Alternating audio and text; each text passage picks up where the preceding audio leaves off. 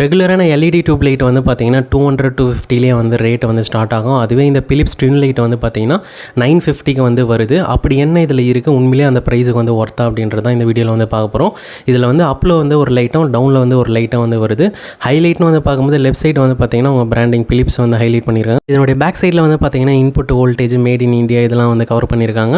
இதனுடைய அட்வான்டேஜ் வந்து பார்த்தீங்கன்னா வாலில் வந்து ஃபிக்ஸ் பண்ணும்போது கிளிப் டைப் அப்படின்றதுனால மாட்டுறதுக்கு வந்து ரொம்பவே வந்து ஈஸியாக இருக்குது. இந்த லைட்டை பற்றி பார்த்தோம் அப்படின்னா ஃபஸ்ட் டைம் வந்து ஆன் பண்ணும்போது பார்த்தீங்கன்னா ரெகுலரான டியூப் லைட் மாதிரி டவுன் லைட் வந்து எரியும்.